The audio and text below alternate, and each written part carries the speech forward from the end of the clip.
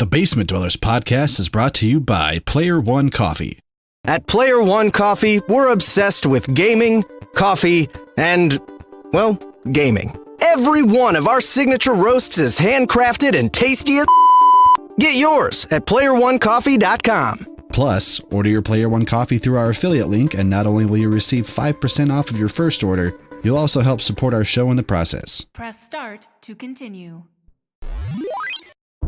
They are those who live in the shadows, who feed upon Doritos and Mountain Dew. They take comfort in their dark habitats as they watch reruns of sci-fi shows long past. They are the Basement Dwellers.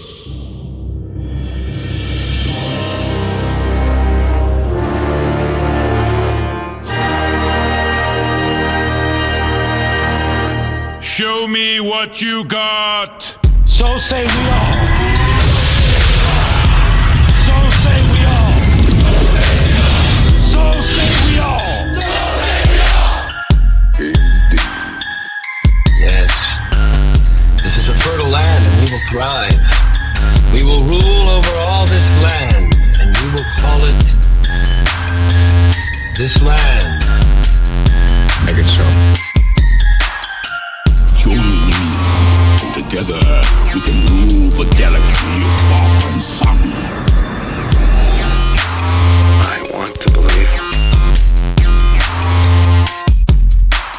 We better get back, because it'll be dark soon, and they mostly come at night. Mostly.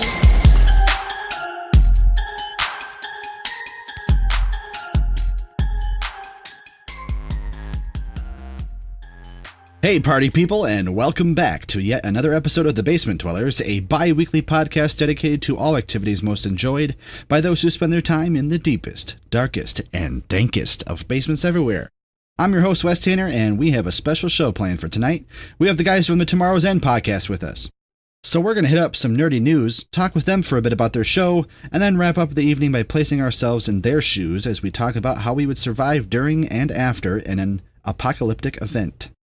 I'm joined as always by my fellow basement dwellers, Nick, Ron, Ethan, Lauren, Drew, and Tucci. Yay. Hello. And you guys from Tomorrow's End, you guys want to introduce yourselves real quick? Oh, hey there, everybody. I'm Guy. Actually, it's me. It's Tim.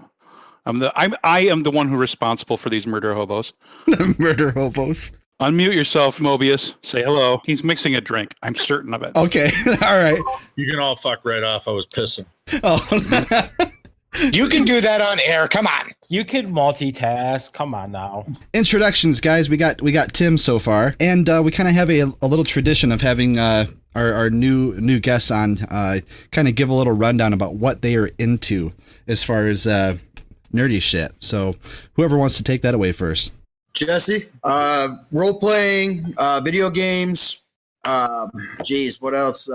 Dicks. Yeah. Long walks on the beach. Some of the rent fairs and stuff used to be into that. Not so much now. Blacksmithing, if you want to say that's nerdy or not, I don't know. I'd say so. Still doing Warhammer. All right. What about you, Mobius? Let's see. All forms of pretty much role playing. Used to do LARP. Long time ago, planet far, far away. We used to work. I used to work as a medic at the Renaissance Fair. Disaster preparedness, emergency management, all things thermonuclear, pretty much. Oh, and dead things. So there you go.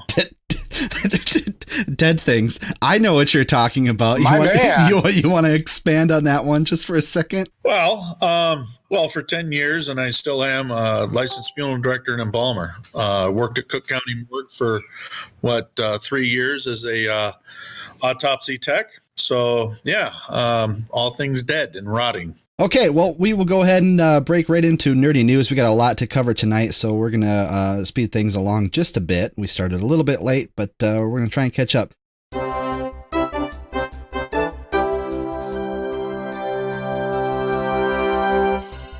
Now it's time to see what's up in the world of nerdy news. Okay, first up, via IGN, Nintendo announces, I guess this is how you say it, Labo? Build-it-yourself cardboard kits compatible with Nintendo Switch. Does that sound confusing to anybody else? They should just throw it in the trash where it belongs. I don't know. I don't know, man. The more I read about it, the more I'm interested. But Nintendo has revealed Nintendo Labo, a new line of build-it-yourself experiences that will be compatible with Nintendo Switch and will launch on April 20th in North America, Australia, and New Zealand, and April 27th in Europe. Starting with cardboard kits, players will be able to build creations that then can be connected to Switch and interact with specific software. According to Nintendo, Labo kits will include modular cardboard sheets specifically designed to interact with the Nintendo Switch. They can be crafted into creations Nintendo is calling Toy-Con. Yeah, you know, I watched a small, like, their little I guess announcement video of it, and it looks fucking weird, but the paying for cardboard though, right? I mean, yeah. I mean, it looks really feels cool, like but you're paying $80 for a box of cardboard.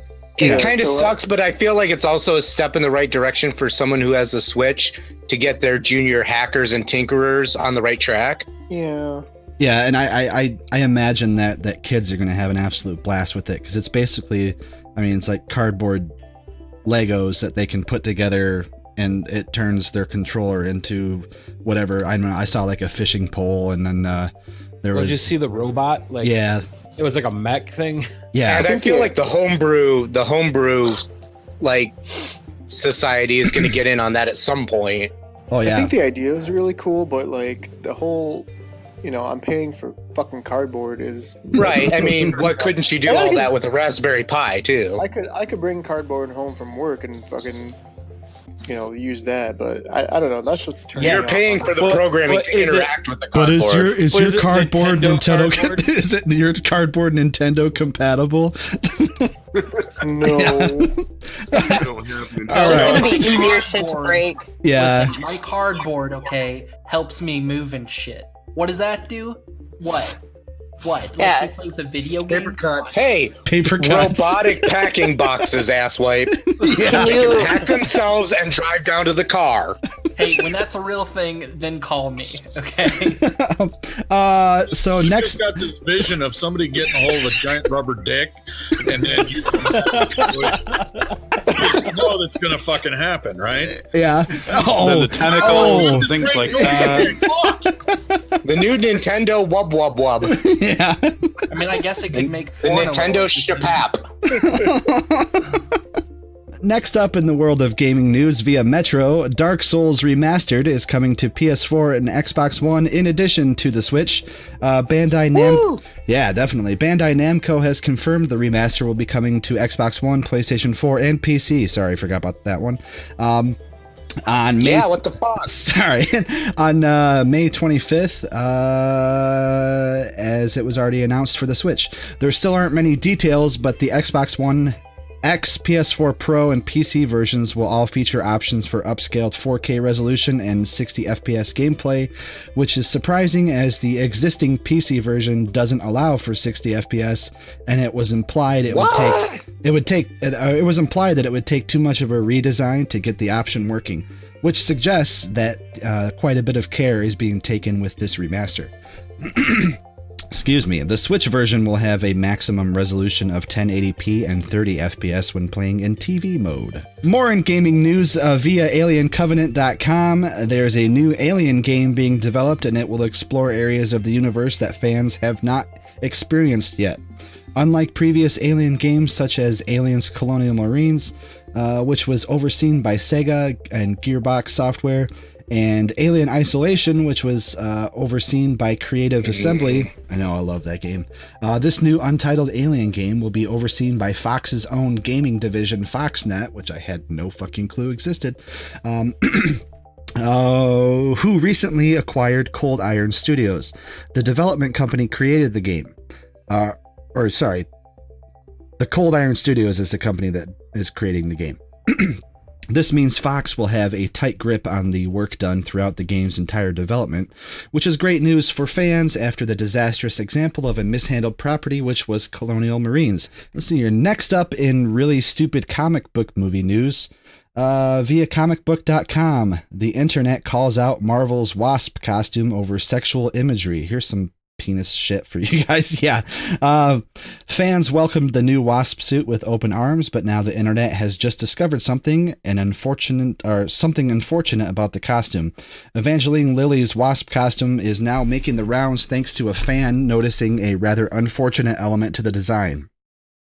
If you look at the costume upside down, the middle portion of the suit goes from sleek to phallic, making it look like a penis. We need photos. I know.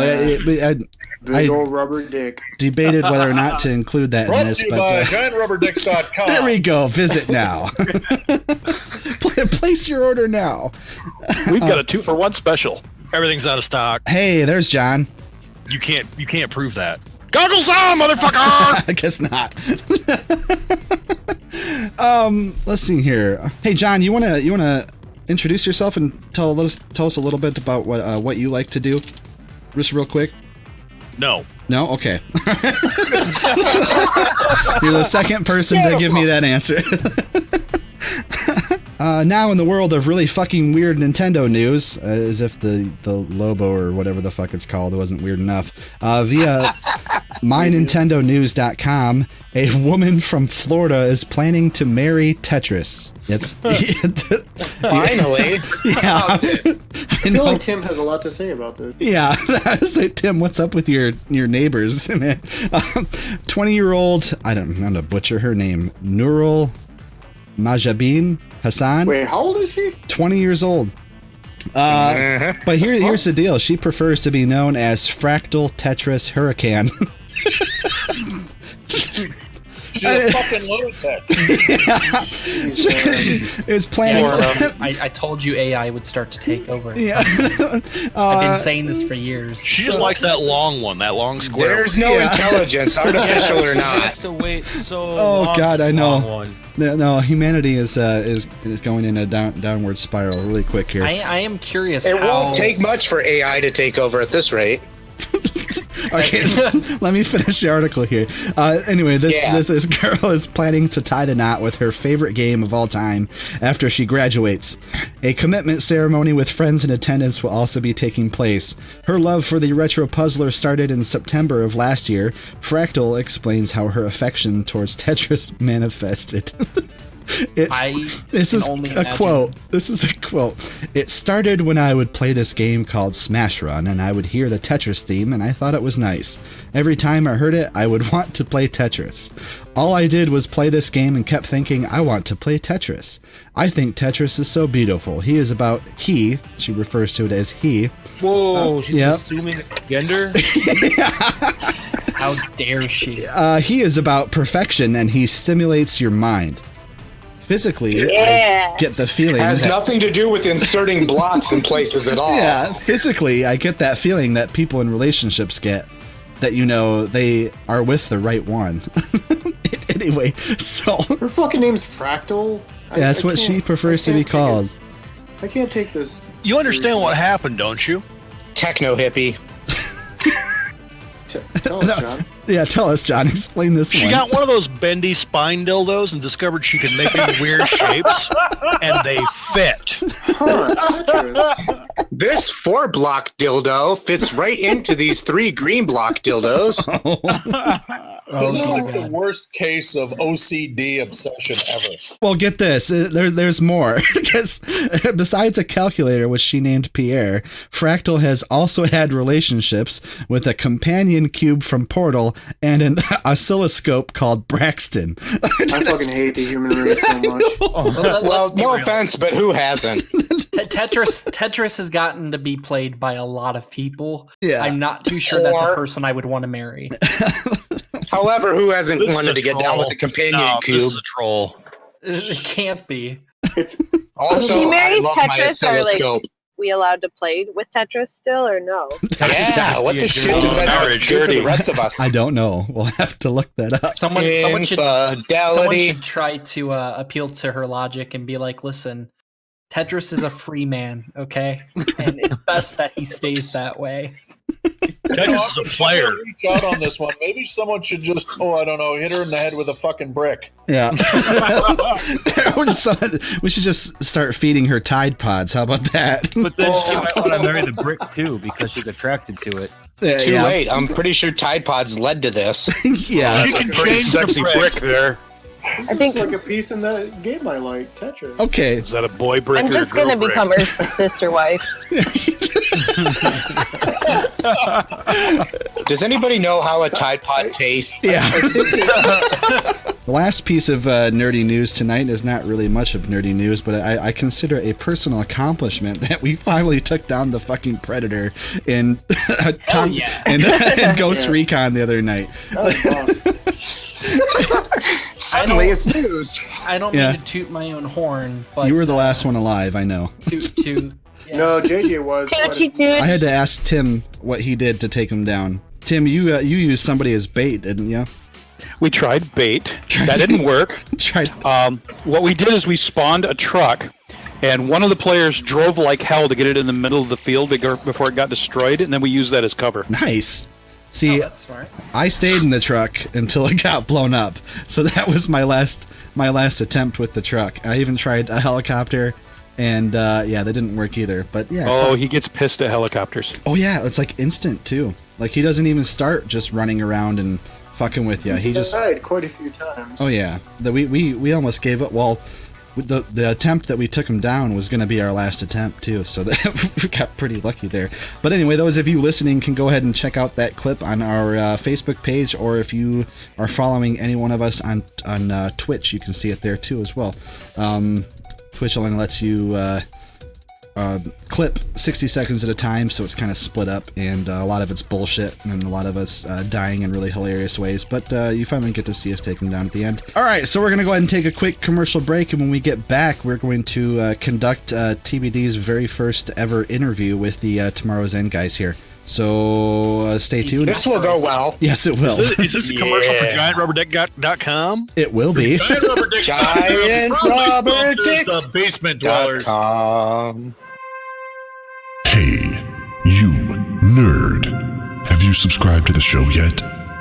Now you can find the Basement Dwellers podcast on the following platforms: iTunes, Google Play, Podbean, and SoundCloud. Also, make sure to like our Facebook page where you can stay up to date on all the things. And now, back to the show. And we're back, and we're with the Tomorrow's End podcast. At least some of them, those of them who would grace us with their presence this evening. So we've never actually done a formal interview before, so we're just gonna go ahead and it will be chaos. It will be. Oh, this will go sideways. Wing it. Yep. I hope so. Ooh, I like wings. So. Yeah, Flavor Town. Jesus, all right. Off to a good start. Bring that up. No, we didn't. Next show. So, first question, guys.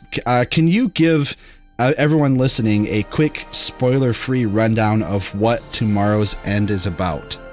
Bunch of giant running around butt fucking. I'd say that's my kind of show. Kind of accurate. Fan base. So Jesse Roman's everyday life. Yeah. He doesn't have to role play very much in this one. By the way, sorry for the out point. I wanted to just make a note that I'm a very big supporter of Jesse and all of his weird and alternative lifestyles. Okay. Nick, I'll see you in May. Huh. I don't know what that means. You lying sack of shit. You know exactly what that means. Okay, so anal schism. And this is exactly you wanted a description for your listeners of what we are. This is pretty much it. Yeah, we don't get to hear this this side of the podcast from you guys. So we record for 6 hours. I get 45 minutes out of it. Oh my god! Oh my god! Holy shit! Bullshit! You've gotten at least 2 hours out of a 6-hour play, or an hour. No. He got 45 minutes. I got 2 hours. Well, I do the fucked up in between shows. Oh, so can one of you answer my question? John, do you want to do this or do you want me to? Okay, fine. Hey kids, it's Uncle Bobo. You want to know about tomorrow's end? Well, imagine the apocalypse as if it were on crack. And there you have ICP's third member. There he is. Okay, so question 2. Tim, why the Morrow Project universe over other systems and settings? I had the book. No, I have been working with the guys from Timeline Ltd for quite a while, and when they did the original reboot to version 4, I was one of the very first Kickstarters. I've even got signed pre-releases and everything else, and we were sitting down with Iron Angel, Mobius, everybody else, and we were all sitting there going, we should play this. So we did, and we realized exactly how much of a I would say rabid shit show we really are. Yeah. And we all thought, you know what, we should probably do a podcast. Well, here's the thing. Most of the people who know and play Morrow Project are usually on the line screaming, what the hell's wrong with you people? Because we really don't. We play the setting, but rolling dice for 6.5 hours to do 2 seconds of combat isn't good radio. Yeah. So true. We do things a little differently. Dude, I was just gonna say, not to interrupt you, but I'm gonna interrupt you.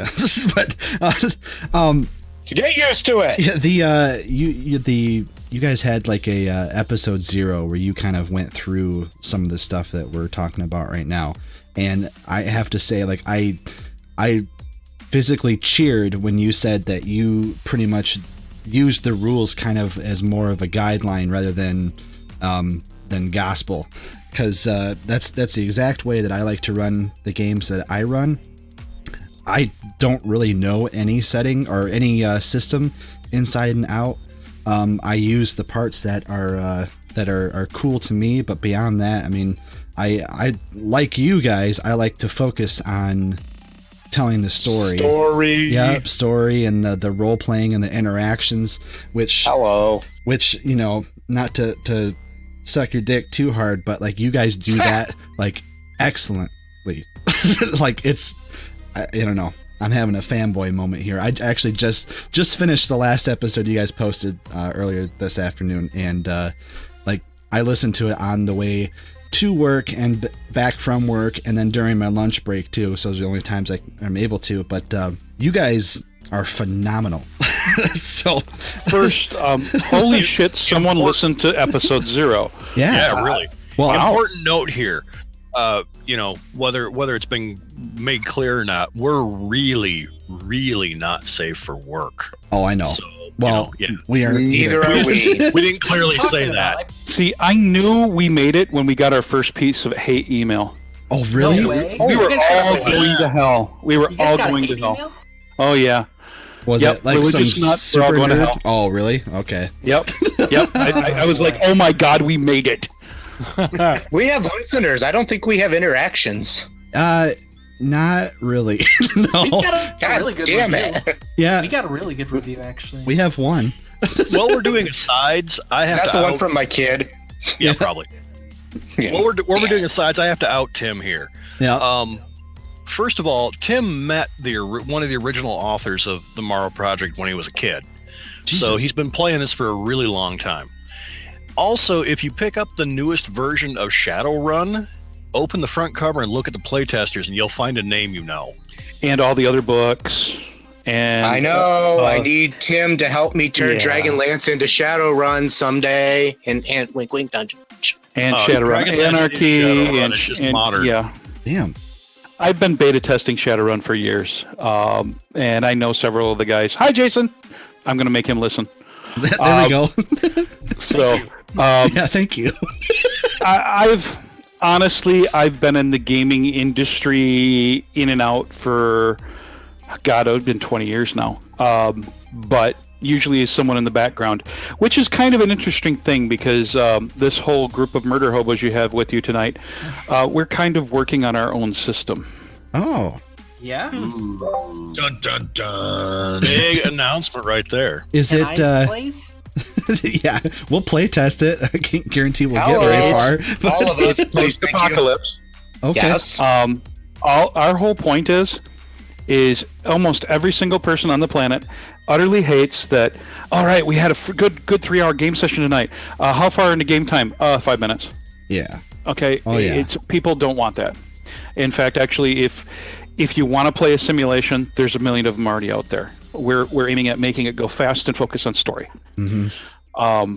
Because honestly, that's where we need to go. It needs to move fast like the old White Wolf stuff used to, you know? Oh, yeah. Basically, where it plays in real time. Ethan is in his element. He's like, all these old guys are talking about shit that I remember. So we're making it really simple. You only need about 470 D10s. You can make do with 300 though, dude. Yes, you can. You can make do with only 300 of them. No, it's actually a D10 system. You're going to be one set of dice, one set of percentiles. You're done. Nice. No other dice are needed. You know, for each player. Even with the oh, by the way, I have to personally thank you guys for, I don't know how you the giveaway. I don't know if that was all random or if we're just trying to get a spot on our show. We were paid off by your co-host here. Yeah. But so yeah, thank you for that, by the way. But the dice, I was not expecting, because when you're listening to Tomorrow's End, you hear the dice roll and you hear the results. Yep, there we go.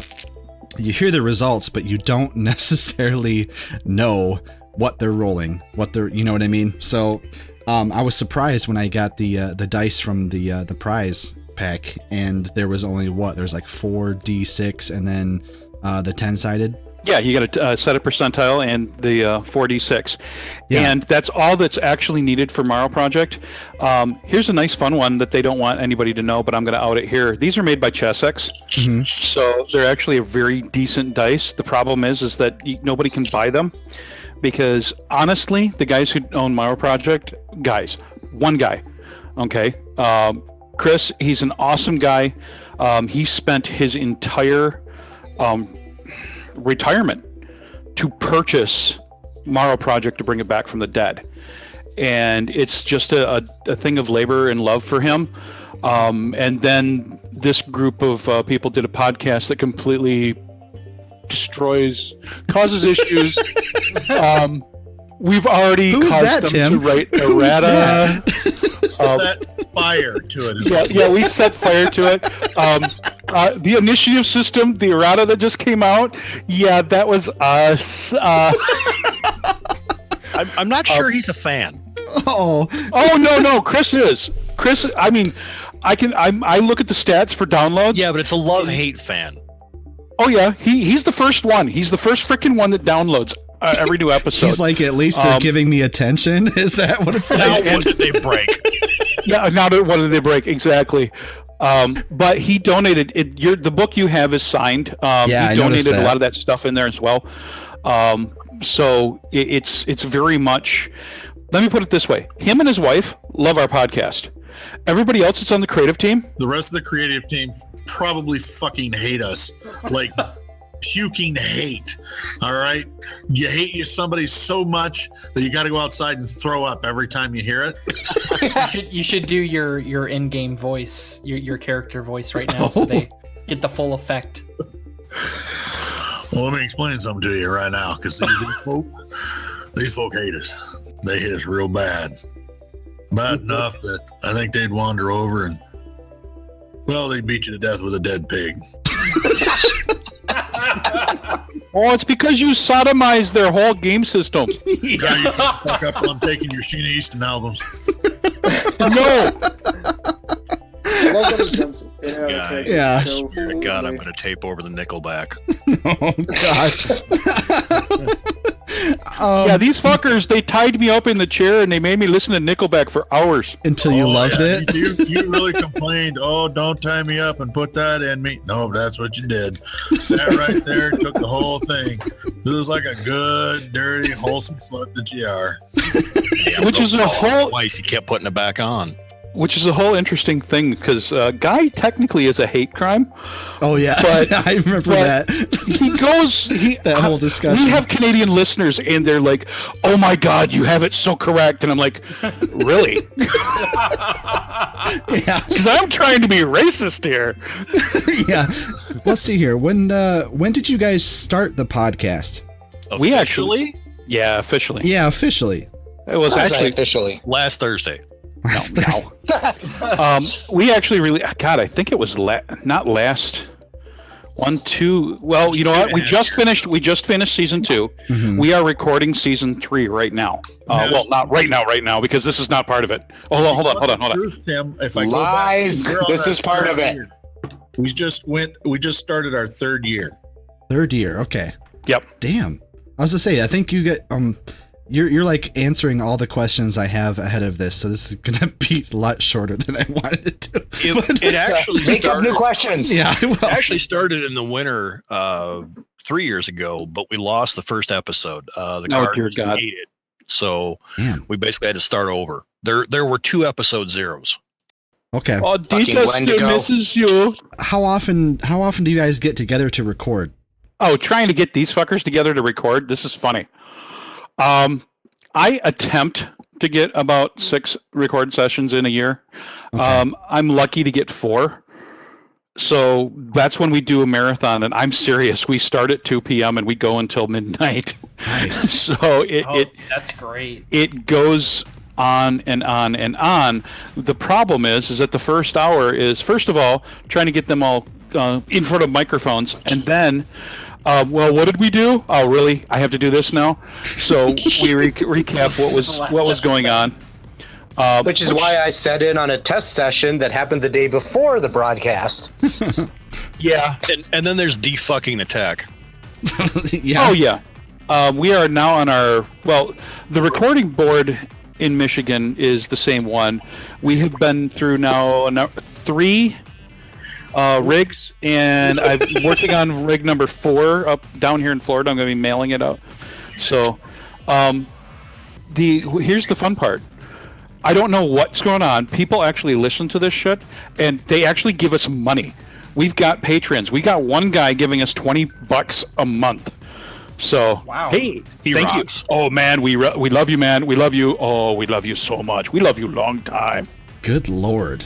I think our goal is probably going to be someone giving us like $5 a month, or like $1 an episode.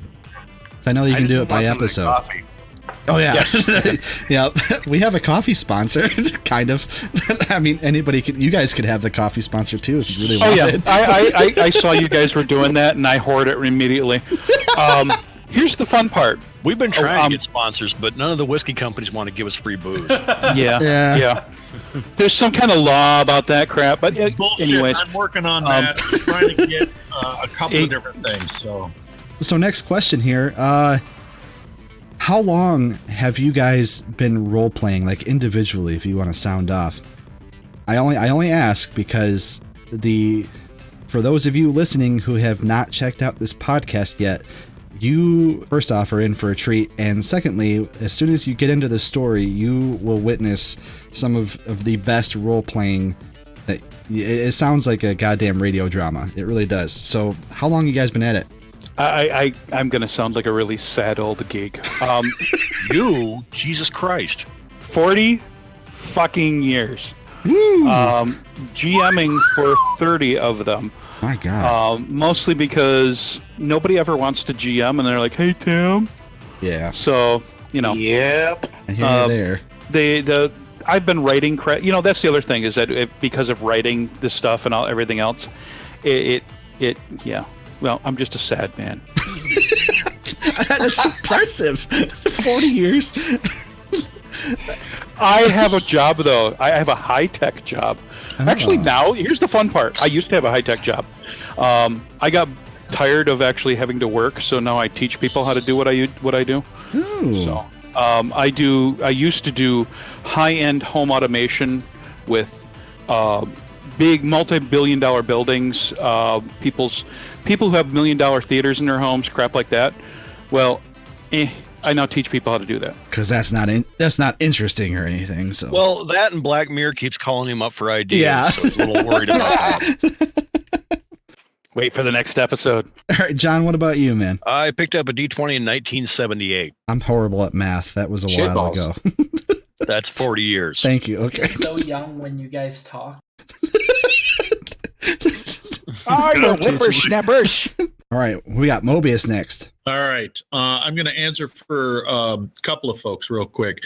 So some of the gals, a couple of the gals that play with us, one May, she plays Lucy the Ballooner, and she's been at this now, I think, 15 years. She's actually the baby of the family. And then Kristen, who plays Alex. I really wanted her to be on. She's my favorite. I know. She's, listening to her is always fun, I think. For an engineer, though, she's really tech challenged. Oh, yeah. Well, you know. She plays it off well. She's been at it 15 years. She was still in high school when I actually met her at a gaming session one night. So at a friend's place. So it was a lot of fun. She's grown completely into doing a lot of really great role playing. So yeah. And then myself, I've pegged at 40 years myself here the other day, thinking back, going to school and coming back from school, trying to make a basic D&D character in the bus in the midst of Alaska. So yeah, it's something to think back on. Is like, yeah, I'm an old friggin' nerd, but at the end of the day, who the fuck cares if I'm having fun? Yeah, man. God damn, you guys make me feel good. I'm the oldest playing Morrow Project, but Cam there has been playing it almost as long as me. Really? Okay. Yeah. Guys, basement dwellers, I love you guys, but I'm moving to those guys. I think I fit in better. You fit in better, yeah. Well, all right, Jesse, you're the only one left, man. I started playing second edition back in '98. Oh, so 20 some years ago, 20 years ago, almost 20, if not there. Second edition was my my first D&D experience as well. It's a terrible gateway drug. Terrible. Yes, exactly. I actually started role playing well before I knew what role playing was. I remember when I first moved to Michigan. He hasn't been on the show yet, but the rest of you guys know him as Brandon. But we met, became friends, and then we kept trying to create D&D, because we didn't know that there was already something out there that existed like that, but we kept trying to create it. And finally, through mutual friends or family members or whatever, we finally discovered it, and the rest is history from there. But see, D&D is a gateway drug to really weird shit. When I was a kid, weird shit. You know, well, when I was a kid, we started playing D&D, and I'm like, I need to know more shit. So I sat down and read the entire fucking Encyclopedia Britannica, 29 volumes, because the index is just the index. 29 volumes, cover to cover, end to end, because that way you'd know more shit that you could throw into game to fuck your players. I see what you're saying. I see what you're saying. See, I don't read. And that led me to, stupid shit like, how do you make armor? And I'm out in the backyard melting my mom's charcoal grill, learning to be a fucking blacksmith, because where else can you buy weapons? It's 1986 and you can't walk into Walmart and buy a fucking axe, so I'm just going to melt my grill and make one myself. Well, there was an important thing in there they forgot to tell you, which is you put the air in the bottom. When the air blows in from the top and it pushes the heat down into a Weber, those great big Weber charcoal grills, the motherfucker melts because it's got an aluminum plate in the bottom. So what are tomorrow's end's goals as far as a podcast goes? Scare the living hell out of our listeners. Ooh. Can I do this one? Yes, please. Go for it. All right. The goal entirely is, one, to be invited to a major con, to do Tomorrow's End as a live broadcast. Oh. Huh? That's cool. Exactly. And to get comped rooms and food, because there's no way anybody's ever going to comp me booze. Approval. So where would you say you guys are along that track right now? Well, it depends on if they actually listen or not. I don't know. Tim, you got any ideas? Hell no. I don't know. Let me put it this way. No way in hell Gen Con, okay? It's too damn expensive. Well, what I'm saying is I think, we might as well just keep going what we're going because we're gaining listenership, and somewhere along the line, somebody's going to have the bright idea to go, wouldn't it be awesome to have, these guys come in, do the live radio broadcast for 2 hours, and it's be 18 years or older. Who's not going to show up? It's got to be one of the insane cons, though, like Media West or Penguin Con. Oh, fuck me. Really? Penguin Con?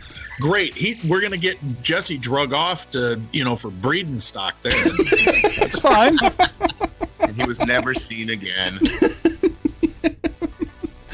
All right, guys. Well, let's go ahead and wrap this interview up. When does season 3 start? Did you guys say that already? Did we know? Tomorrow. Well, not tomorrow. What is it? What's the date? 23rd. Shit, I got to edit this damn thing. Yeah. The 1st. The 1st? Yeah, I'm hoping I'll get it edited by then. Yes, the 1st will be the first episode of season 3. Excellent. All right. Brought to you again by GiantRubberDicks.com. Perfect. Yeah. All right, and with that, we're going to take our second commercial break, and when we get back, we're going to go over our main segment, which we're going to go through a couple, or I should say about 3 different post-apocalyptic or apocalyptic event type scenarios and see what the fuck we would do to survive. And face off against the Predator, apparently. So stay tuned. We'll be right back. Do you like role-playing games? How about podcasts? How about a podcast about a role-playing game? Check out our friends at Tomorrow's End, a podcast that follows a role-playing group as they navigate through a post-apocalyptic wasteland.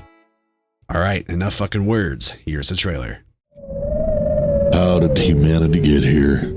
I just can't remember. The rest of the world didn't know why the end had come. They'd heard on the radio about an attack on the States by either Russia or China over dwindling resources. What we knew was that the world was going to end, and a crazy man named Morrow had a plan to save the world. Many teams were frozen in vaults deep underground, safely tucked away from all the bombs and nukes flying, and the asteroid that would finally end everything. They were supposed to wake up 25 years later and help pick up the pieces, but something went wrong, and everyone woke up a lot later, if they woke up at all. Cultists, criminals, madmen, they'd been living and thriving through the radiation and destruction the entire time. Some good people also survived. They held on to hope by spreading stories about tomorrow's end. And we're back, and we are still with the Tomorrow's End podcast, guys. They decided to stick around with us to go through our post-apocalyptic scenarios where we are going to determine whether or not we would survive, I guess. Lauren actually came up with or spawned this idea that you would basically take the items in your room or around you. I'll expand it to say your house, and that's what you have available to you. But I have different scenarios and different kind of timelines set up here. So I'm going to go over the first one, and then we'll see what everyone would do in this case. So scene 1. It's actually a rather calm night outside, middle of summer, warm. The smell of rain coming is faint. You have just sat down in your favorite chair in your living room or basement and put on your new favorite show. After a few minutes, you start to doze off, but are suddenly jolted upright when you hear a loud boom in the distance and your fucking house shakes moments later.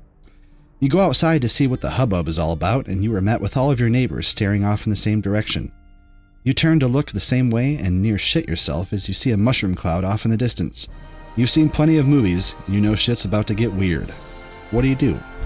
I realize that's extremely vague, but like, what would you personally do as yourself? Listening to Fallout. Yeah, I don't have the science behind how far we are away and how it would affect you, but like, what I live in Florida. This is a Tuesday. Okay, so what would be your stick your thumb up, see how far away it is. I was just about to say, stick your thumb out. Yeah, what would be your plan of action? Steal all of Ron's bottle caps. Like, say this is actually happening to you in real life, and your real life as it stands now. What would you do first and foremost?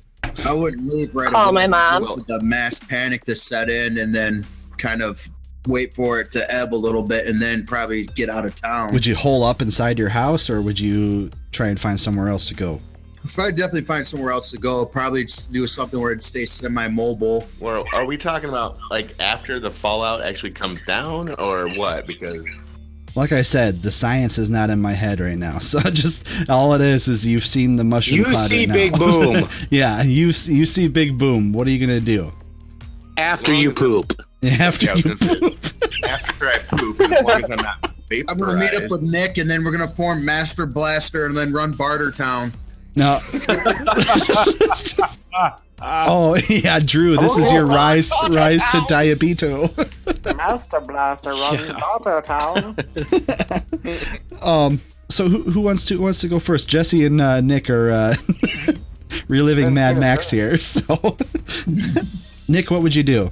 Well, never mind. You're with Jesse. Lauren, what would you do? What would I do? Yeah. Like I said, first I would call my family. Okay. And try, so I'm like, I care about them and shit. And then I would probably try and steal a boat. Boat. Ron, I don't know why. I don't care about you. Don't know why. I'm Just sorry. steal a boat. I'm sorry, Ron, but I don't care. Love about you too, buddy. You wouldn't call Ron and see if he's okay? No. He's too busy running around with Jesse. I'd probably get on the TBD chat and Master Blaster, send you guys a meme real quick, and then Yeah. or a GIF, and then bounce. Yeah. I'm alive. You suck. Okay, bye. Yeah. If you got a mushroom cloud, you've had an EMP, comms are down. Go get the You radio. guys see the mushroom cloud? Also, Tide Pods. And GiantRubberDicks.com. Yeah. Well, that's the first thing I would grab is my whole case of Tide Pods. How else am I going to survive? That shit's gonna become currency, isn't it? That cheese spread. Cheese spread. No, but in the case that we had to evacuate and like pull up somewhere, what would I grab? Yeah. What would you take? What would you take from your house if you were going to leave? My dog All I have is board games. for warmth and protection. Dog. That's a good idea. A dog. Yeah, my dog. Did you see Nick grabbing Scythe? Yeah, all I have is board games. Like, I better grab this post-apocalyptic board game. Nick's gonna grab Twilight Too- Imperium because he can too play soon. one game and it'll I'm last. gonna grab a lighter. is it too soon for these post-apocalyptic games? Yeah. Is it too soon? All right, Lauren. We got a dog and a lighter. Dog, a lighter, and a large blade. All right. If I take 3 things only. Okay.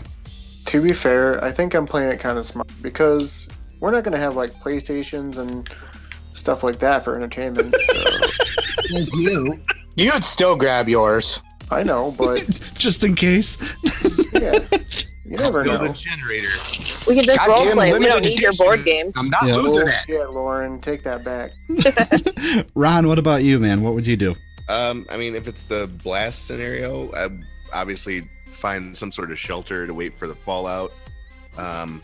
If we're grabbing 3 things, let's look around. I would destroy a table, I guess, and grab the table leg for some sort of bludgeoning weapon. Okay. Maybe fill up a jug of water, and There we go. yeah, the kiddos. I guess I got to take them, right? I mean, I guess. I don't know. They're valuable. They're not home. They're on their own. Yeah. They're in the other room. You need to eat sometime, so yeah. I was gonna say. Oh man. This child is my friend and also emergency provisions. There ain't nothing wrong with Where else can I Longport. go with that? Jesus Christ. And we've reached a new level on this show. We've talked about eating children now. That's what we're here for. Yeah. Children are the veal of people. They're the new Tide Pods. Wes, I'm not Only if you coming keep them in after the cage. my own. What's that? I said I'm not coming after yours. I'm eating my own. It's fine. Okay. All right. Yeah. I made it. I can eat it. It's like incestual cannibalism. Oh man. Now you made it weird. Yeah. Tucci, what about you, man? So this is kind of like all too real to me because I've daydreamed about this kind of stuff pretty often. Just because we all know that KJ is fucking a loose bolt, and our president isn't exactly helping with that. But like excitedly daydream about it, yeah, or like I mean, it's sort of a fantasy. Yeah, I wouldn't say it's a nightmare. But like, so here's the thing. Like, the first thing I would do is I'd realize, okay, Fallout's coming. Not the game, but like the reality of science, especially if I'm downwind from it. So the first thing I would do is I would bleach my bathtub, rinse it out, and fill it all the way up with water. The second thing is I would duct tape all my doors and windows and put cardboard over them, turn off the air conditioning. Not that I've prepped for this or anything, but I'd grab my gun bag apparently and not. load Jesus my Christ. gun and yeah, I mean, I would sit and wait for about 3 days because I have enough food for that, obviously. But yeah, I mean, I would prepare for the worst and realize that it could very well be the worst, and sit in the corner with your lava lamp. yeah, I mean, I would plug in my lava lamp if the electric still worked. Yeah, but get that damn cheating ass has a bug out bag. If you put your cardboard on the windows, how are you going to play your Nintendo? Oh, yeah, your new Nintendo. What is the fuck is it called? Lobo? Am I saying that right? Or am I? Lobo. Oh, yeah, Lobo. Lobo? I think it's Lobo. Los I don't know. Lobos? I don't know. It doesn't matter. I'm never going to buy that piece of shit Labo, whatever. Anyway, So- unimportant. Yeah, Lame-o. it's completely unimportant. Nintendo Labia. I'll collect all Loser. Of my, pretty much anything electronic. I'll bring into one area of my room, mainly because, or not my room, but my apartment, just because if it was the doomsday scenario, most electronics have gold in them that you can remove. Jesus, man, you really thought this out. Yeah, I've actually really looked into it because it's not something I necessarily fear, but I would be happy to be ready for it if it actually happened. I thought you were going to say you would be happy if it happened. You need to look up the gold removal. It's actually, you need a couple of chemicals for that, and it's actually a pain in the ass process. There are easier ways. Oh, okay. Yeah, you may as well just start a religion with your pile of electronics. Well, I figured if anything, Old people still have gold teeth. Yeah, that too, and I could kill people for their gold teeth. I mean, they're old Gold's people. not as they're probably valuable not a metal gonna as people think it is. Silver is actually a better choice. That's true, and also you can make collateral silver with silver if you have the machine for it, which is a really healthy, what's the word? Anesthetic, maybe? Actually bought a zombie apocalypse silver coin. Yeah. Is that for all those post-apocalyptic werewolves running around? Yeah, so that's what I do. I'd collect all the ammo I have in my house and put it in one area, and and all that different stuff. So I'd be ready for it, and I'd probably sit tight for a couple of days. Okay, and I'm heading to Tucci's house.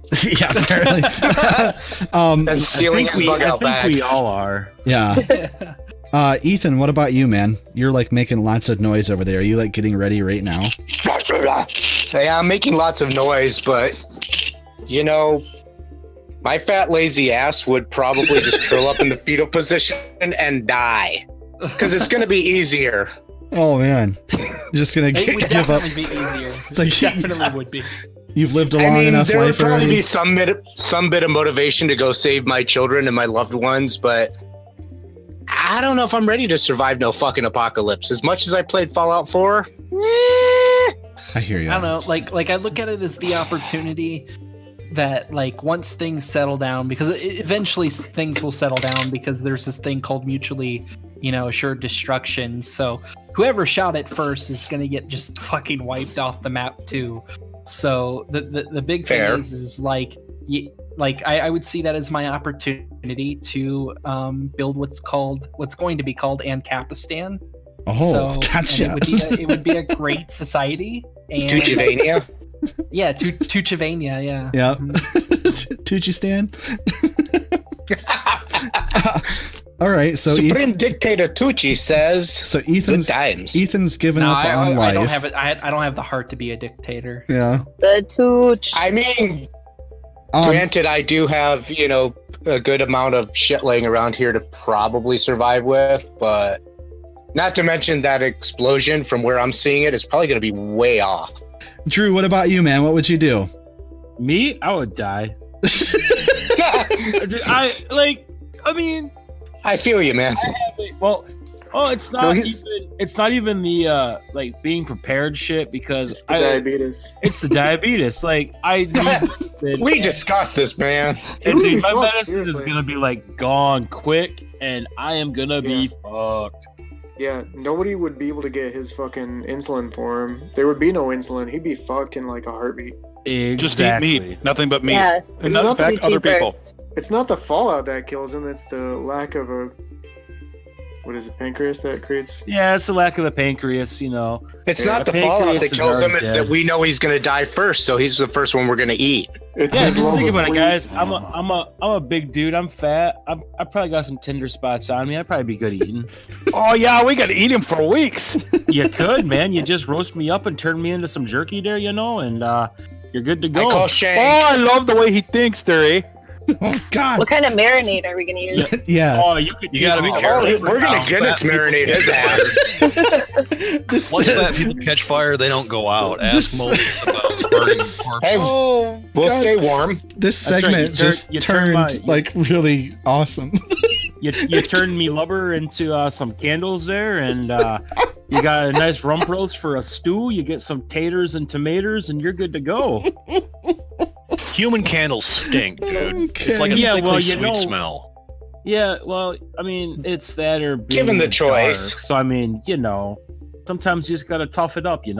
There's much better solutions. And I mean, to be fair, your meat is already Guinness marinated. That it is. I am beer battered.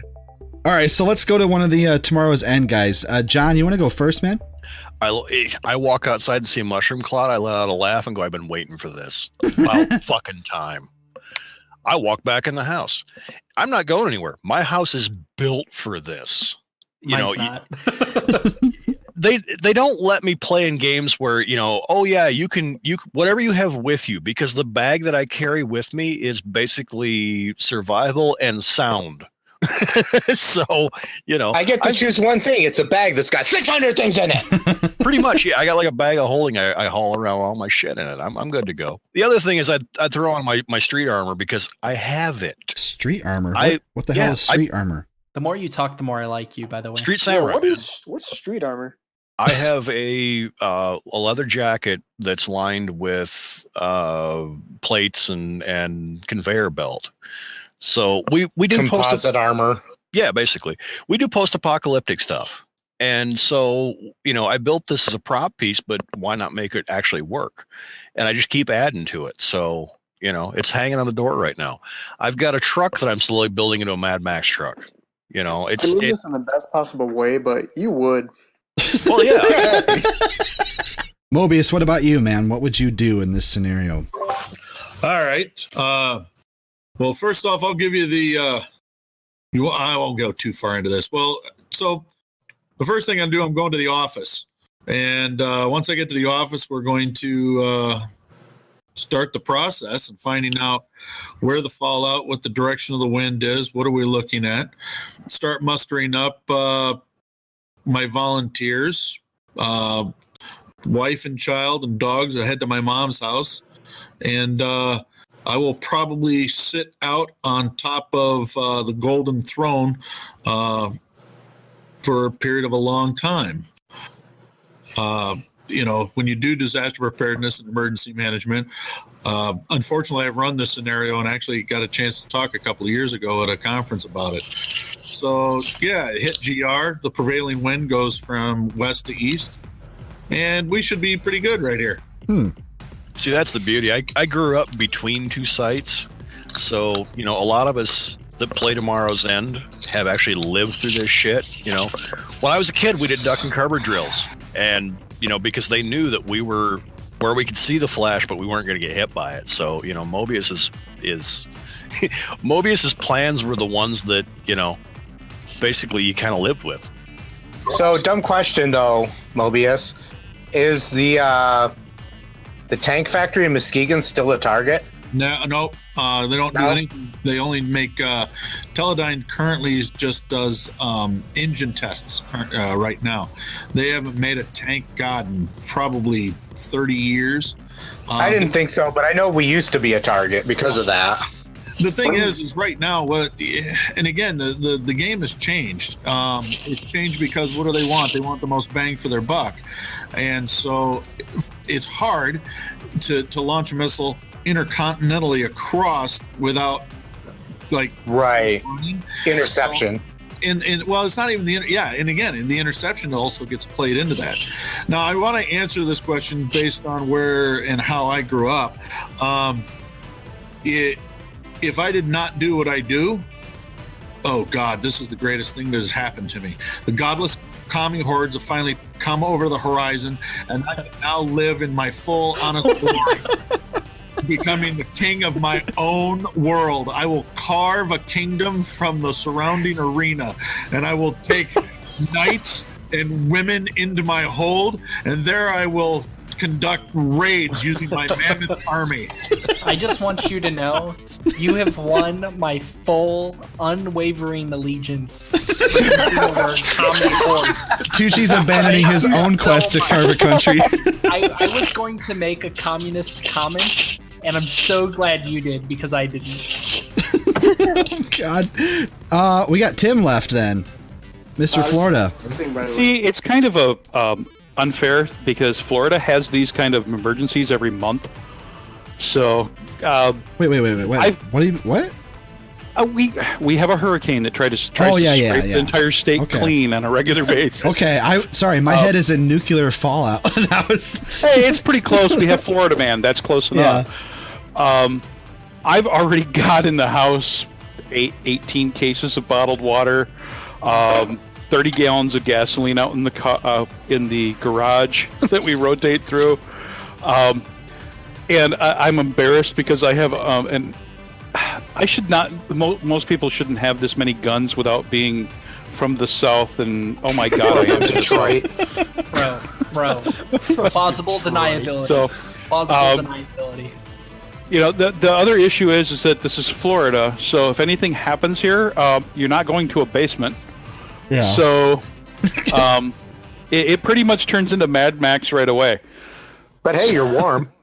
I'm warm. Yeah. I have bottled water for a little while. I have enough weapons to harvest the neighbors and eat. So, you just have to be really concerned about the mutant mouse. We already have the mutant mouse. Scale of 1 to 10, how likely are you to convert to cannibalism in order to live? If you can, obviously. Oh, dear 11. God. 34. Yeah. 34. People at work look at me funny going, you're not going to eat me, are you? Are you just don't eat the bad cell zombies. Baseball time point here, or do we just want to, kind of an average? Because before people start eating everyone, 30 days. Really, that soon? Yeah, ran the models on it. Well, we have to eat Drew sooner than that, otherwise the meat. Yeah, otherwise he'll go bad. You just gotta salt and cure me. It'll be okay. It's got a kind of sickly sweet flavor. Mobius, barbecue was made for humans. Mobius, you actually, I don't know how much of this, I mean, you already kind of said it, but you do disaster management, right? Yep. Okay. And you said, I just want to point this back out because we kind of glossed over it really quick. You said that you ran the simulations on how long it would take for people to start eating each other. Oh yeah. Really? Yeah, 30 days? Yeah. Actually, society is only based on about a 30-day time window when electricity goes completely out. It only takes 30 days for everything to stop, and the complete breakdown of society is in full swing. 15 days, you can buy yourself a couple extra days, but about then. I'll put it in a perspective for you in this fashion. So if you cannot get any electricity at all, not just where you're at, but you probably get paid for going to work, right? Yeah. And by going to work, you probably use electricity in your building. We only use computers in my building. Right. if you don't have a power backup, you can only exist for so long because why? At some point, you're not going to be able to fuel up the trucks because electricity is used to run pumps. Mm-hmm. So after 15 days of absolute blackout electricity, you ain't been paid. All the food's gone bad. You can't go nowhere. You don't have any money to trade. What do you think's going to happen 15 days after everything else ends like that? Man, shit got dark quick, didn't it? Yeah. This is what I do for a living, and I love it. Oh, my God. Why do you think our podcast is so realistic? I think I might be moving to wherever you are soon. So, to give you a little bit, so it goes dark. I'm going to give you a little bump.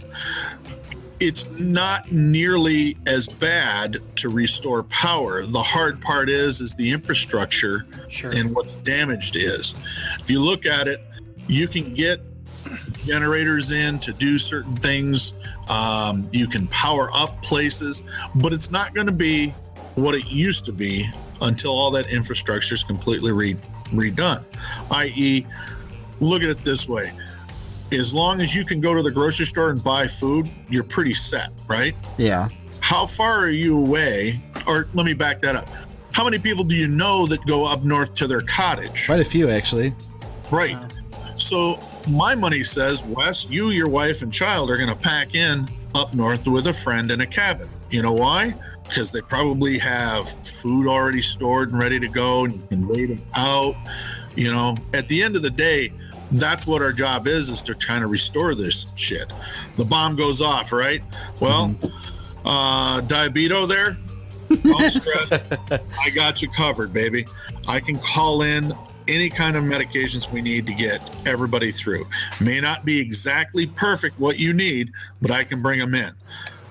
It's a real interesting thing because we rely so heavily on electricity and technology. As long as there's open communication lines and we can get those there, not a problem. As Tim will tell you, we can actually do something that's pretty fun. And if anytime you want me to bring it over so you can see it or come up into my office, I got an old Toughbook laptop that's attached to a ham radio. And what we do is we test it out by using the old MARS, the military antenna systems, the shortwaves. And we can actually send emails across shortwave radio. Oh, that's pretty cool. The hard part is it takes a long time. However, a long time to us could be 10 minutes to 15 minutes. In response, if I can get that plane here with your medications on it, half hour is not too bad to wait. No. And hopefully we'd have that process started before he really was down to a half hour. So. Here's something fun, guys. There are parts of Florida. The last hurricane came through mid-September. There are parts of Florida that still have no power. Really? Wow. Tim, what part of Florida are you in, if you're comfortable? Oh, I'm in Orlando. Orlando? Okay. So I'm protected by the Holy Mickey Mouse. At least he's a happy one. Yeah. Oh, the mouse will protect us. All right, guys. I want to shift your focus here on an entirely new scenario, different timeline. Okay, so just roll with this. Scenario number 2, new timeline. You've just woken up from another night running for your life. The dead have come to life, and you are barely one step ahead of them. The Walking Dead didn't prepare you for this shit you've seen up close. You had to shoot your neighbor square between the eyes with a crossbow you found in his tool shed, and you actually thought he was kind of cool. Anywho, you're now alone, neighborless, and contemplating your next move. What are you going to do? Master Blaster. I thought you were going to say masturbate. Yep. Oh, yeah. I mean, why not? Zombie porn. That's how I've seen it. It's fucking awful. That's how society stops, is we all just give up and just masturbate until we die. It's a zombie porn? Zombie porn, yeah. All right, so I'm going to... let's go ahead and... let's start with Drew here, Mr. Diabito. Well... I'm going to have to get that crossbow bolt out of my neighbor's face, because I'm going to need that. He was a zombie, by the way. You didn't just like jack I his didn't shit. I didn't just murder him. No. Aw.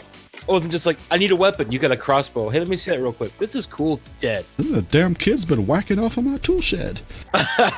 Hey, I don't mean to interrupt, but I've got to call it an evening, folks. Oh, okay. I've got little ones inside to take care of, but I wanted to thank you all very much for having me, Dr. Mobius, aka Doc, from Tomorrow's End on. We love the fact that you guys listen to us. So cheers to everyone, and I hope everyone gets a blowjob tonight. Awesome. All right. Yeah, me too. One last question before you go. Go ahead. Massive EMP goes off and knocks power out of the entire world. How soon do people convert to cannibalism? 30 days. Yesterday. Oh, still 30 days? Okay. 30 days. Awesome, man. Thanks for coming out. Good night, everybody. Good night. Peace. I take it Jesse's going with you? I think he just left. Oh, shit. All right. Tell him we said All right, bye. fucker. Yeah, exactly. Good riddance. All right. But you still have me and John. Yep, we are good. So, Drew, what are you doing, man? Loading up on, fresh water. Like what you said earlier, filling the bathtub, making sure it's full. Taking account of my rations, and then pretty much boarding up the house and trying to ride her out till I have to move. Okay. So you're just going to stay put until the insulin runs out, I guess? Yeah, basically. See, I'm no good in these things, man, because, you got to get creative, man. That's what... My drugs... Dude, but I can't. That's the thing, man. My drugs run out, I am toast. That's why you raid the goddamn pharmacy first thing off and get 6 years worth of the shit. Yep. No, that's the Doesn't thing. keep- Most pharmacies only keep a month's supply of insulin. Okay, well, there you have a month's supply to get you to a manufacturer. So you go around and you there's kill off everybody else with diabetes. There's one manufacturer, and by the time I get there, I'm pretty sure I am fighting all of the other diabetics. Right. It'll be a diabetic Taiwan or something. Diabetic deathmatch. It's Eli Lilly company, and I can't remember where it's at. There's a version of the Hunger Games that needs to be made right there. The diabetic games. The insulin game. Yeah. Let's just think of that. 2 type 2 enter, 1 type 2 leave. Insulated. Drew, have a Snickers. Wait, just kidding. See, you're just trying to fatten me up more before I die. Hey, man, it's about survival, right? It's not the same when you're hungry. Purely business. Yeah, exactly. You sweet suckling bastard. So we'll switch it. We'll switch. Oh, you know what, Lauren? What about you? What would you do in the Lauren. Zombie case? All right, so I just shot my neighbor. Yep. He was kind of cool, but I mean, you're glad You that know who my you're neighbor alive. is? No, I don't. Oh, okay. No, Cool enough. no. This is all just fictional. So Yeah, I know. But I would feel bad shooting him. Even if he was a zombie, I would probably put him on a leash and keep him.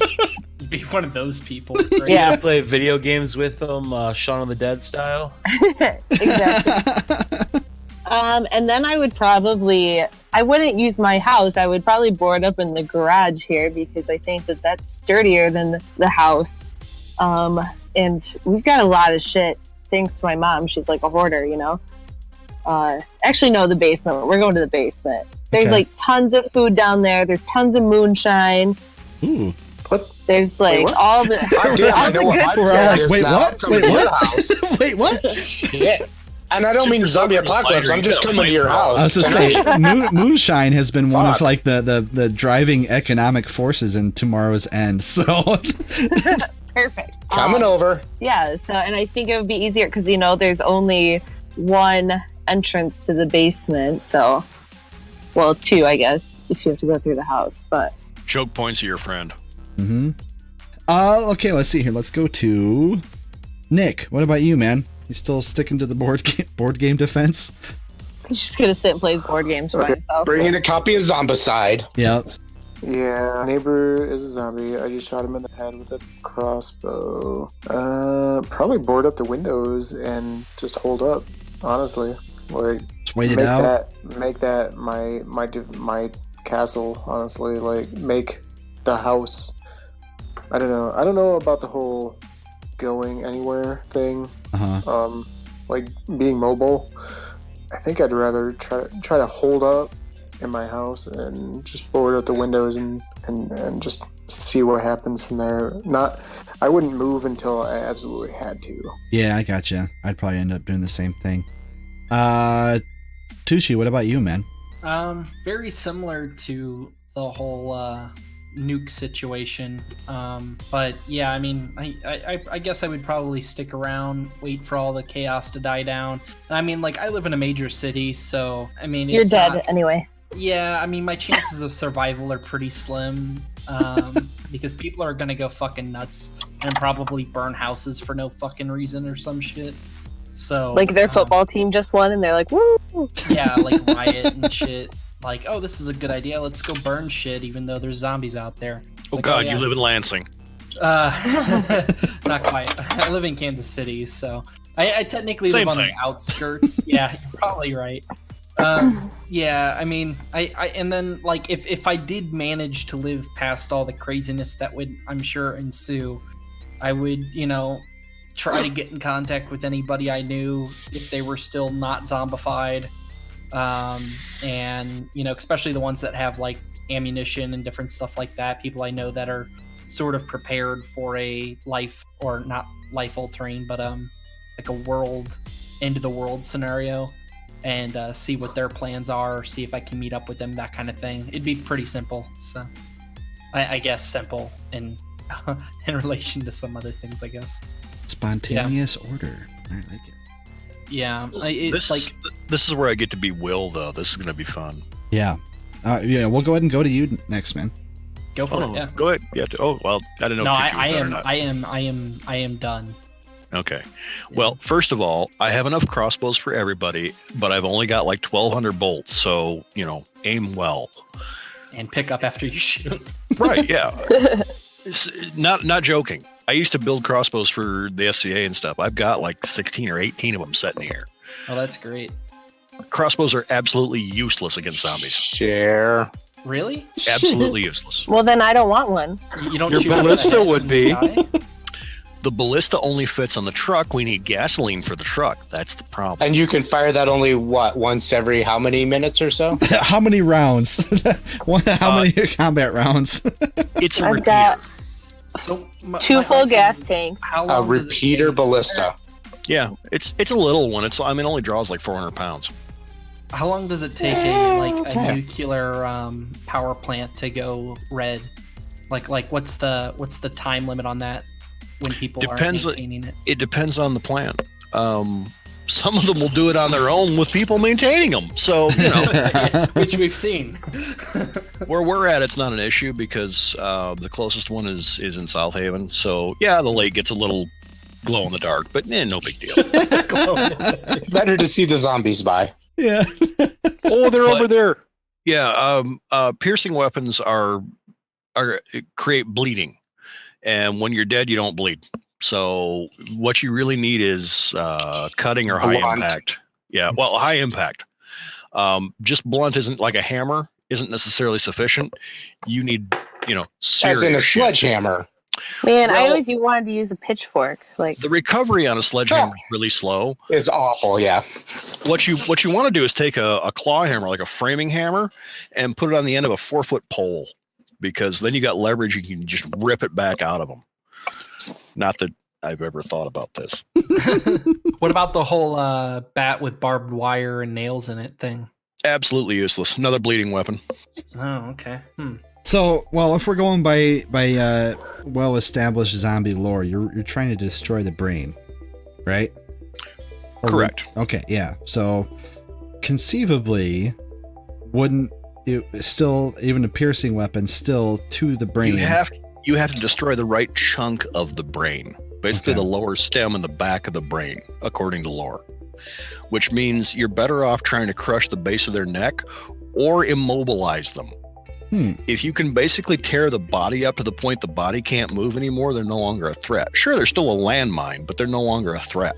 Oh, high explosive rounds. No. You can do it with much more primitive stuff. I don't even mean like a lawnmower on a stick or anything like that. I mean, you can just basically chop the arms and the legs off. Like a machete? Yeah. Best thing you can in the yard. Best thing you can own. Here's a survival tip. Get on Amazon, buy yourself a Cold Steel Magnum Kukri. They're $23. You're gonna have to sharpen it when you get it. Yep. Nice compact weapon, easy to carry on a backpack. Works as a draw knife, works as an axe, and it will take someone's hand off with the flick of a wrist. Oh man, just in case you needed a snack, right? No, if the son of a bitch reaches for something of mine, you're only going to do it twice. Sorry, I'm bringing this back to cannibalism because always it's kind of interesting. Either cannibalism or dick. Yeah, finger food. Like dickabalism. The whole zombie scenario up north gets really interesting in winter because zombies freeze. That's what I always said, man. Get where it's cold. I was saying, what was it? I don't 28 days a night? No, I don't think it was the CDC report that they actually did about the prepping the zombie apocalypse, but where they said get to the mountains. Funny bit about that. Yeah. Guess who's one of the authors on that who just left? What, Tim? No, Mobius. Yeah. What? Really? This area, our region, was one of the first areas in America to have both a zombie plan and a satellite falling on you plan because they cover everything else. Jesus. Wow. That is pretty fucking cool. The deal is basically you can do it, and everybody that's involved in the exercise thinks of it as fun. They don't really look at it and go, God, this is terrible. This can't ever happen. But you already have all the training for anything. And that's a big piece of the zombie apocalypse lore. And quite frankly, when you step back from it, look at it from a meta level, the whole zombie apocalypse thing is in a lot of ways a metaphor for other things going on in our society. What do you mean by that? If you look at most of the monsters in our lore, almost every one of them is reflective of a certain societal occurrence at that time. Oh, gotcha. You look at what monsters popular at any given time. Vampires were basically taking over. It was a very 80s kind of thing. And then the zombies come in the 90s and 2000s, and it's time for a new monster, and that's where it's going to be really interesting and kind of Black Mirror sort of. I really think we're going to see a whole lot more robot apocalypse stuff coming up because that's what people are afraid of right now. Or AI in Tucci's case. I fucking hate AI. Fuck that. Absolutely not. I'll be the cause of that. I'm sorry. No. Please don't. Yeah, he seriously is. Please don't be that guy. Okay, Tim. Let's. You spoke up. Let's go to you, man. What would you do? Once again, unfair. I live in Florida. We have people who do bath salts and run around and eat faces. We already have zombies. All right. Well, they just flick cigarette butts at them and move along. There we go. Get out of my way. Well, let me see. If I killed my neighbor, he's an old guy, so there wasn't much effort.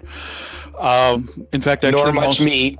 Nor much meat, exactly. But he's got a really nice pool, and I think he's got some good resources. So, loot. What I do in every single game, what do I do? Loot the body. Looting. So I loot heavily. Searching the room. Exactly. I've got a welder and things like that, so it's time to go full Mad Max. So absolutely. Does anybody else get the impression that if this shit were to actually happen, like those of us who really, what do I say, like practice using our imaginations, like we would probably do pretty damn well, don't you think? Well, the problem is you've got a group here that's got gamers, people who have enjoyed post-apocalyptic shit, and various members of the SCA who are already fucking prepared. Yeah, and we write about the crap, and some of us are gun nuts. Well, I'm just I'm just speaking purely on the amount of like creativity and imagination that people like us would have. I feel like that would be a very valuable skill when it comes to problem solving and whatnot in real world scenarios. Indeed. And the reality of it is, except when we try to look for our D20s. You know, I've been through 3 hurricanes. Well, I think I'm gonna splat. Every single hurricane, I have watched fist fights at Costco. So the rest of the people out there, they're going to eat themselves very quickly. Yeah, I believe they really will. Yeah. Living in the South, yeah, I definitely believe that. Other survivors really are the biggest danger, period. That's true. Yeah. I believe that. Yeah. So sit tight, wait for most of the population to kill themselves off, and then you're fine. Yeah.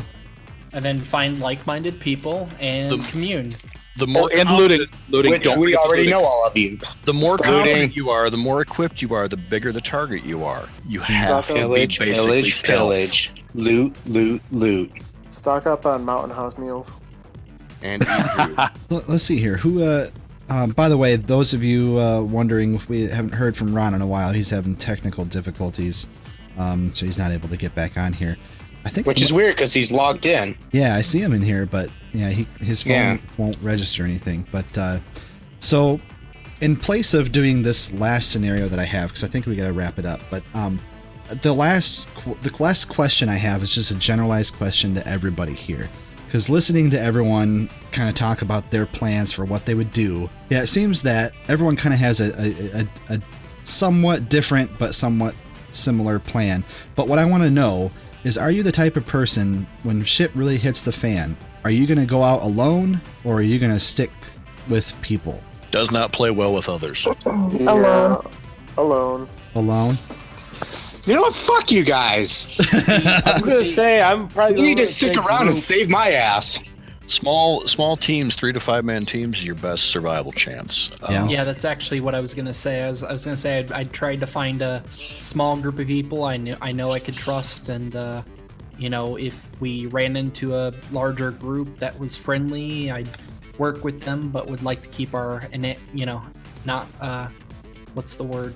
Autonomy. Autonomy, yeah, a little bit. So, but yeah, because I'm not a huge collectivist.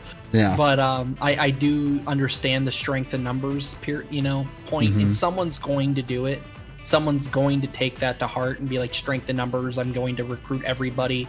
And at that point, you know, if they're leading an entire, I mean, just even 50 to 60 people, and you're 5 to 6 man group, I mean, realistically, they could overrun you real quick. So, I mean, connecting groups would probably be my... I want to know what the question was, though. What question? What's the last scenario? Oh, the last scenario? Oh, everybody's going auto-tune on me. Yeah. Oh, really? Oh, shit. Okay. Well, might just be me.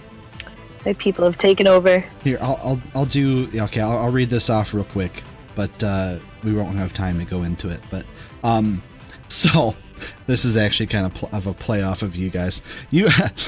Scenario number 3. You were frozen well before the asteroid hit Earth. You were part of a team, a project meant to rebuild civilization after you woke up. But you didn't wake up, at least not when you were supposed to. That thought lingers in your mind as you make your way out of the underground hatch that you and your teammates were sealed in. The world outside is nothing like it was before. The air smells stale with a slight twinge of something you can't quite pinpoint. Is it death in the air? You look at your teammates and they look back at you with the same look of bewilderment. It's time to rebuild, I guess, but where do you start? It's not death. We know what that smell is. Oh, yeah. Listen to the podcast. You'll find out. Yeah, that was kind of a plug for you guys. If you're real quick, if you guys are interested in what people would do in that type of scenario, really honestly check out Tomorrow's End podcast. They are on, you guys are on iTunes, Google Play, and your website, right? You can find our website at tomorrowsend.rpgstuff.net. Yeah, we're too lazy to get our own domain name.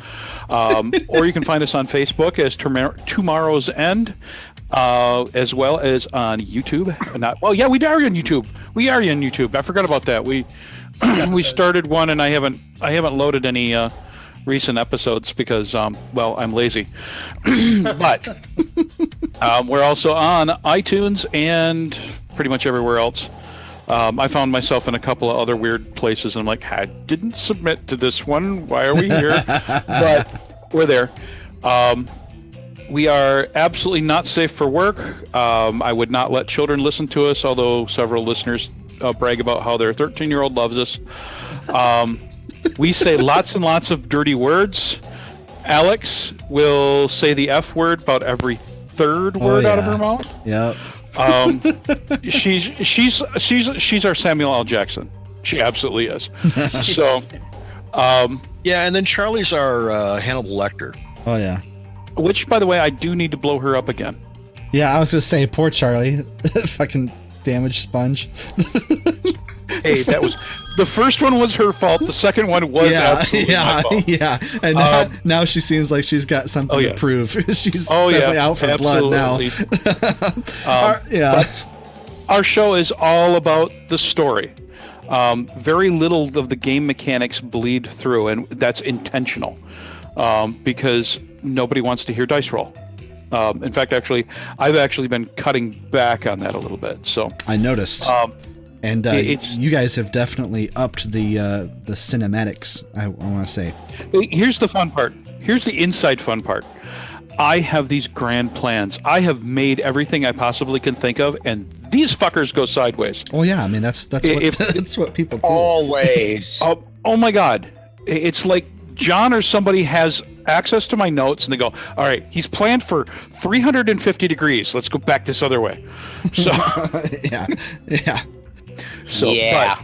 But I got that ESPN. I'm psychotic. Yeah, we roll with it. And the story is made up as we go. None of it's scripted. It sure sounds because of the players. Like it, not in a bad way. But I mean, yeah, the show is awesome. It's wonderfully produced. Tim, you would do all the editing and sound effects and everything like that? Yep, absolutely. All of it. Great. It consumes an entire weekend a month. Yeah. But yeah, guys, I cannot talk these guys up enough.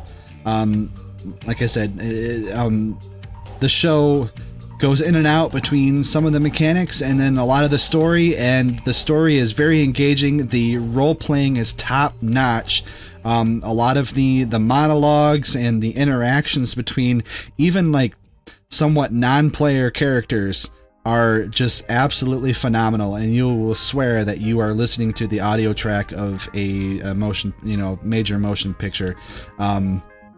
So I wanted to say thank you to you guys for taking the time to come on our show. Thank you to the guys who left already, if you're listening to this later on. And we are definitely would love to have you back on later after season 3 gets going and whatnot, so we can check back and see what's going on. Absolutely. Definitely. Anyway, we've babbled on long enough. Have a good night, everybody. We'll see you next time. Bye, suckers. Bye. Thank you for listening to the Basement Dwellers podcast. Join us next time as we discuss the Star Wars prequel movies. Are they really that bad?